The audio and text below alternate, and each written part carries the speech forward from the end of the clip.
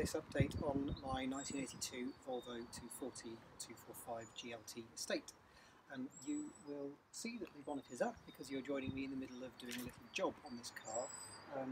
This car has a problem in that it really loves to let its battery go flat if it's left for more than a couple of weeks, and because of this current lockdown that we're in, it hasn't moved very much in the last several weeks, so the battery has of course gone completely flat. Because I'm fed up of that, well, step one, I am going to fix it at some point. I think I know what the issue is. There's a drain and I need to fix that. But in the meantime, because it keeps happening, I've bought myself one of these jump packs. It looks tiny, I'm a little bit sceptical, so I'm going to give it a go and test it to see whether it actually starts the car. So you can join me on my voyage of discovery. So just for a little bit of proof, let's try turning the key. Absolutely nothing. I think it's completely dead this time, which is quite unusual actually. So it says to try to connect the negative to the negative first, and then the positive to the positive. Let's do that. Now let's give it a couple of moments and then I'll see if it starts.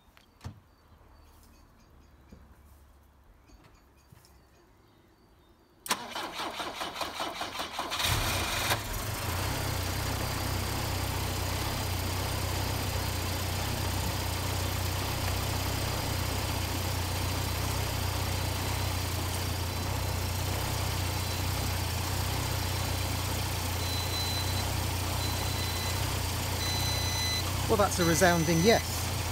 It tells me in the instructions to disconnect it within 20 seconds of starting the engine, so that's why I've just done that. So yeah, I'm really pleased with that. It's tiny, it's incredibly lightweight, it doesn't weigh anything at all, so that's going to be really handy. And it's still got, let's have a look, it's still got 89% of its battery power left after doing that, so that's pretty damn good, considering there was absolutely no juice in that battery at all. It was doing nothing, not even the dashboard lights were coming on. So yeah, really pleased with that.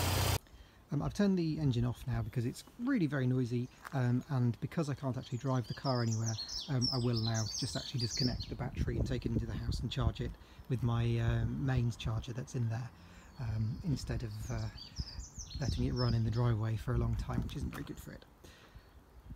I thought I would show you around some of the things that I have done to this car over the last year or so.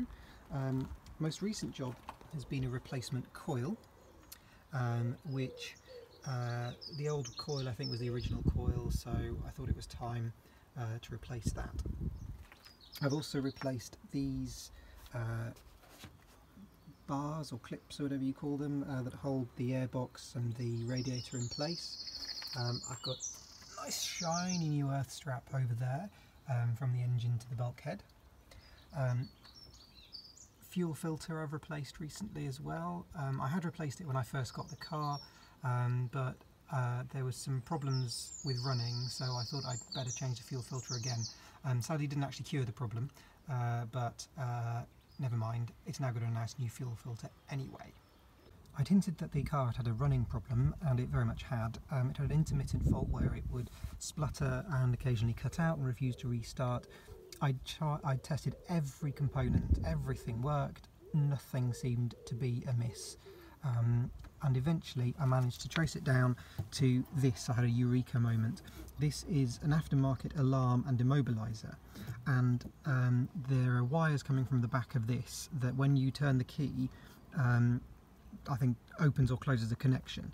And what was happening is the wires, water had leaked in from the corner of here and had started to corrode the wires, and so the immobiliser was essentially activating whilst I was driving, whilst the car was bouncing around. The wires would sort of slightly move and then it would cut the connection, and obviously it was actually directly wired. I'll go over here to show you. It was directly wired into one of the terminals of the coil. The wires I've now shoved down here, but fish them out. But essentially, in there is a pair of connectors that connect those two wires together, and they slotted in series with one of the wires coming into the coil, so that the coil circuit went via that switch in the boot and back again every single time that the coil fired. So that made it very inefficient, and also obviously the break in the circuit in the boot made it stop. So I was very pleased to be able to fix that fault. However, in attempting to fix that fault, I fixed a number of other things that didn't need to be fixed, like replacing the fuel filter, and I also changed the automatic gearbox fluid and the filter inside it and the gaskets, because I thought it might have been a transmission problem because I'd eliminated everything engine related. But sadly not, but at least it's now got nice lovely new filters, which is probably the first time that's been done in a very, very long time. Inside the car, the most interesting points to note are that I've got a new light switch, because the old light switch wouldn't actually click. It operated fine, but it didn't make a click, whereas this one does. Hopefully you can hear that. And it goes very positively to the three settings that it has. The old one was it just turned, and as long as you pointed it at the right area it would function, but it didn't feel very good. So yeah, I found this on eBay. It was just a used item. I'd got a brand new one from Scandix, but the quality was appalling. It didn't work to start with at all, because one of the connectors in the back was so loose that it was I think earthing itself through the switch, and so it was actually bizarrely operating the ignition of the car, as if I was turning the key just by turning the light switch, which is clearly wrong. But I worked out what the problem was. One of the terminals was loose, which I did manage to fix, but the original Volvo item, used item, is so much better quality, and so I'm happier to have that. Another little replacement purchase recently was this, which is the rubber handle cover for the flap vents. I thought I'd show you the flap vent anyway, because it's quite a rare thing, because it was deleted a bit later on after the 82 model year, but it's quite fun. This handle operates an opening in the A-pillar, and on both sides. There's one on the driver's side as well, and when they're open it just lets really nice fresh air flow into the cabin as well, and it's actually really good. And if it's open in the winter it's freezing, so they are really very effective. But yeah, they were deleted later on, sadly, and mine, the rubber knob or handle was missing, so I did manage to get that from Scandix for a few pounds or a few euros. I'm really pleased about that. Another relatively new development is I got a new driver's seat. I mean, you have to admit it doesn't look that new, but it's a darn sight better than the one that was there previously. It had really bad tears in the leather and it had gone really hard. As I say, it's still not perfect, but it's a lot better. And this is actually a friend of mine gave it to me, who's local to me and has had a couple of 240s. He's now only got one. And he'd got some new seats from a Dutch car, so it was left-hand drive, and he had this one spare. So it was a passenger seat from a Dutch car, which then makes a lovely, fairly good quality driver's seat for a British car. So I'm very pleased with that, and it's exactly the right seat. Same headrest, same fabric, same colour. It's pretty supple up here, but it's not great, but it certainly is a lot better and a big improvement on what was there before. The next job I want to do on this car is to sort out some of the paintwork. I don't know whether you'd seen in the previous video quite how bad it is in parts. The lacquer peel on the top of this door in particular is horrendous. There's a nice missing bit of paint there that's worn off. It needs to be painted. And the lacquer peel continues. Not so bad quite here. Up there is really bad.